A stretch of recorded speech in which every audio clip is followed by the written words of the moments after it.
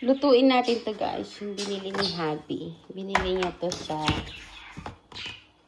M&S. So, lutuin natin siya. Yan, third eye. This. Ito, beef pat. So, yan ang ipapatong natin. Mansik. Papatong natin yung steak dyan. Ganyan. I-oven ko siya. Gusto ko kasi ng oven ito. Tapos ito guys, bone marrow. Ipapatong ko siya pag paluto na to. So, oven na natin. Let's go!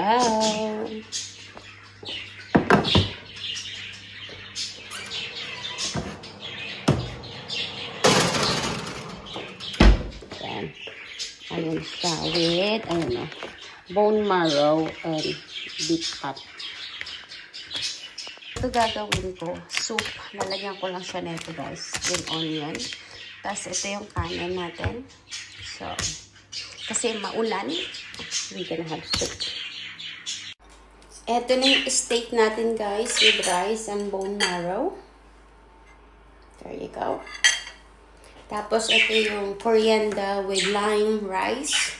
Tapos ito na yung ating sabaw. Obviously, mga Pilipino, mahilig sa sabaw.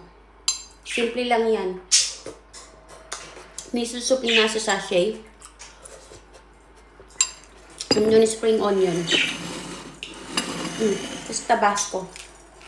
Ang dami sasakyan. Kain.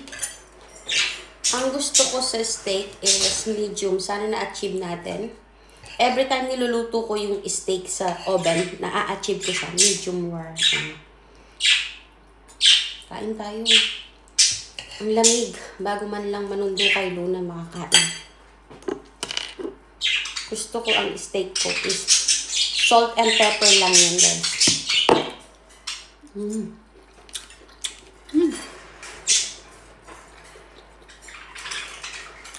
Obviously, rice is light.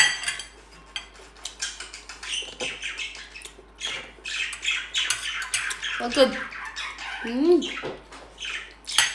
Ang ganda siya ba?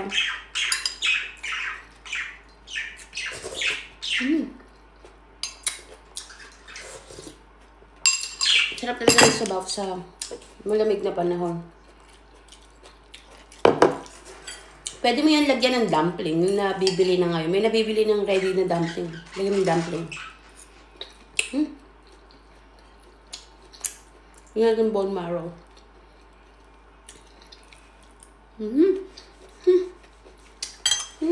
Sarap. Sarap yung bone marrow.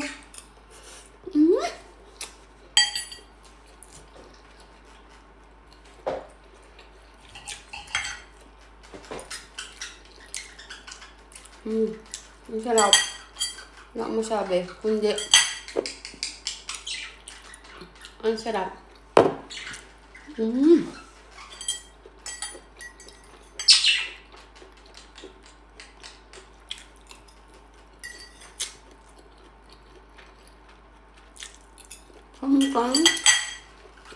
Sarap.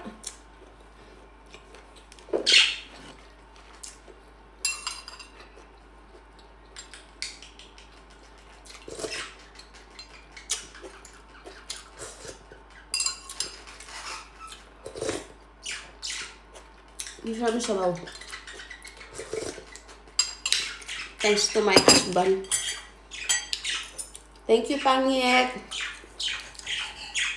Hindi ako malungkot ngayon. Normally, malungkot ako, guys, pag umuulan. Tapos, madilim yung panahon. Ewan ko. Kayo ba ganyan din? Malungkot? Ako malungkot. Down yung pakaramdam ko. Pagkain lang talaga nagpapacheer up sa akin. Obviously, apart from my kids. Bon appetit. Bye-bye.